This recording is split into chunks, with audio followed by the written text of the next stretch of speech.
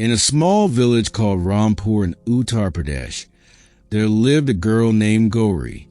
Gori was beautiful and innocent, but she was different. She had been mute since birth. People would mockingly call her the mute one. Gori's mother, Seema, was a widow. Her husband had passed away just a year after Gori's birth. It was just the two of them, a mother and a daughter. Seema never considered her daughter a burden. She would say, "My Gori may not be able to speak, but her heart does." Gori was very fond of studying.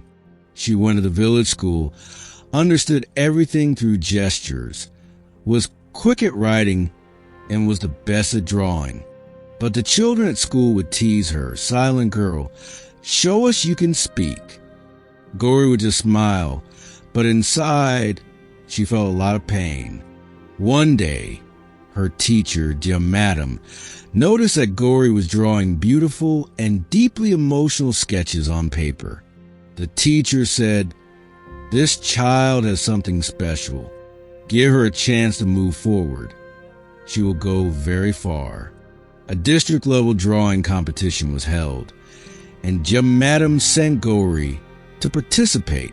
For the first time, she went outside her village. Gori made a picture that showed the sorrow of a mother and daughter, and at the top, she wrote a sentence: "Whatever happens, happens for the best." But when the results came, Gori's name was not on the list. She was very sad. Her mother, stroking her hair, explained, "Gori, remember, whatever happens is for the best. If it didn't happen now, it means something bigger is waiting for you somewhere else." One night, it was raining heavily and lightning was flashing in the sky. Gori and her mother were sleeping when a part of their mud house's roof collapsed. Gori was saved, but her mother, Seema, was gone forever in the accident. That night was the end of Gori's world.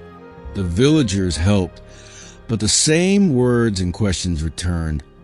How will this mute girl live alone now? But in the same rubble, among her mother's books, Gori found an old diary. In it, her mother had written, "My Gori will one day become the greatest artist of this village. Everything that has happened to her so far has been to make her strong."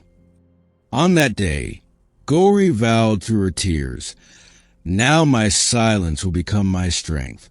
Gori left the village and went to Delhi.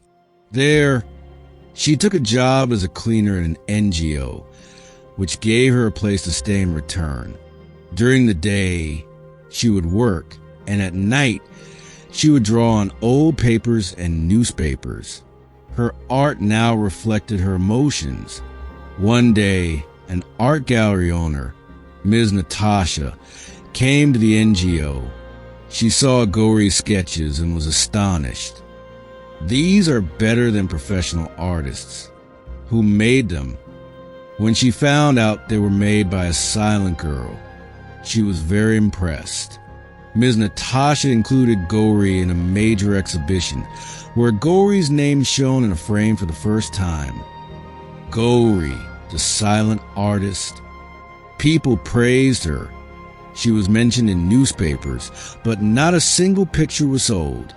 Her heart broke once more, but now Gori understood, it's okay if they didn't sell now. The right time will surely come. 3 years later, Gori had become a famous name, the silent artist who brought people to tears with her art. Then, a major turning point came in her life. An art university in London offered her a full scholarship. Gori went abroad. She couldn't speak, but her art did. Gori returned to India, now very famous. But she didn't choose fame. She opened an art school in her village, Rampur, named Maki Patsala Mother School. She started teaching girls from the village for free, those who were silent, visually impaired, or left behind by society. Her first student was a girl who considered herself helpless. In the very place where she was once called Mute, there was now a board outside the village council which read, "Gori, our silent artist, the pride of the village." Gori was honored with the Nari Shakti Award by the state. When she was called to the stage at the award ceremony, everyone stood up and applauded. She stood on the stage and showed a picture. It was a portrait of her mother, and below it was written, "Whatever happens, happens for the best." Gori never said anything, but she taught the world that sometimes, by staying silent, a person says everything. She also showed that the difficulties she faced became her art. The mother's death, which took everything from her, gave her a purpose in life. And the same society that considered her a burden received light from her.